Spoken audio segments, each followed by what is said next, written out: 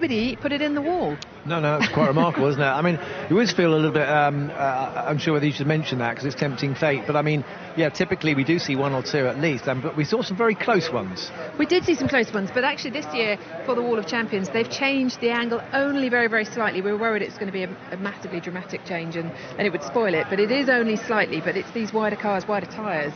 Yeah, I don't think whether the cars it actually makes any difference whether or not you're more likely or less likely to hit the wall. I mean, the guys push the limits, and we've seen plenty of slow-mo shots of them actually clipping the wall and getting very close to hitting it. So there's always still the chance they're going to do it. Yeah, we'll have to see what happens in qualifying. Right, one thing we did want to pick up on that we spotted during that session was the Flovis paint on the Red Bull, and quite a lot of it. And we know they've bought a lot of parts this weekend. They've gone with one of the versions of the side pods they've got new barge balls.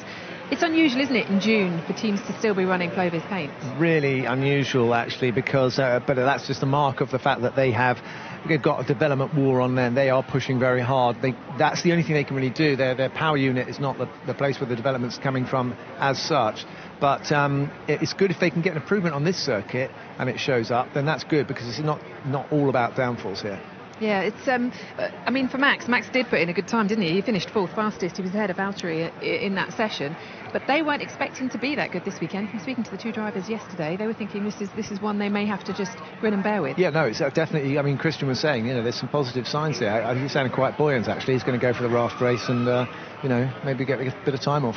Yeah, we'll be there for the raft race as long as Daniel doesn't throw anyone in the water again. We'll be all right. Right, let's have a look then at what happened with Valtteri Bottas, because this was a moment for him during that session. It's just finding your limits, isn't it?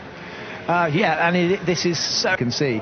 You saw what a wild ride that was. I think that was a save worthy of Max Verstappen, even. And he didn't. How he didn't go in the wall there, I do not know. Does that bother you the next time you're going around the laps? Does that stay in your mind at all? Definitely. There's every time you have a moment like that, the next time you want to know, well, what's it going to do this time? So you definitely throttle back a little bit. Maybe some didn't. Maybe those were the real heroes. But I certainly, you wince a little bit.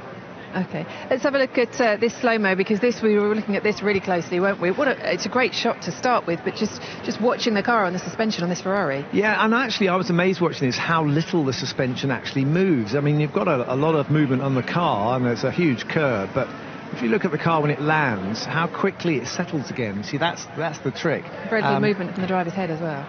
The driver always gets bounced around, and you're rattling around. You're the kind of loose. They can't really make the driver fit properly because we're all sort of fluid. But everything else is. I mean, the wings are moving around. You can see the bend and the flex, but you can't see much in terms of the wheel lifting up when it hits a bump. But what you do see is when it lands, it settles really quickly, and that is. Here we go, watching again. So you're looking at the right front that actually hit the curb. There's not a lot of movement in it, even when it lands. You see very little, and then when it actually gets down, you see the tyre squash, and then very quickly it settles back and doesn't rebound, and that's all part of the clever suspension they got. They do look on top of things at the moment, although I mean we are saying it does look very, very close around here, full pole, doesn't it, this afternoon? It's close. I mean, Ferrari do look good though. They look like they might be in line for another front row lockout. Let's see.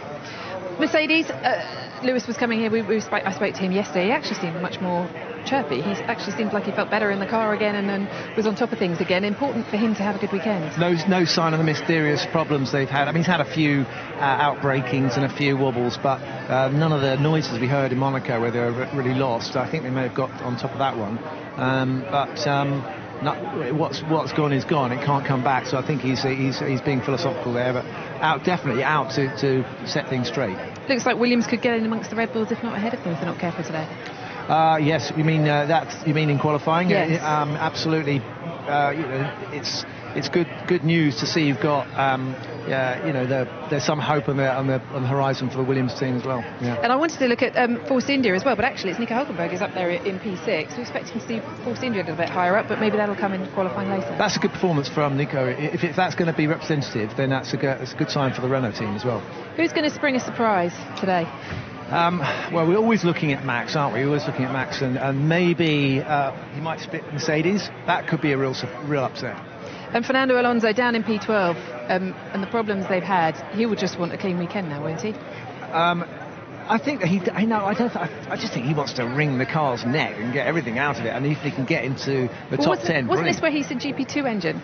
I believe. Was this the team radio? No, it Was wasn't. that a different race? No, I think it was. Was it Brazil? Okay. Anyway.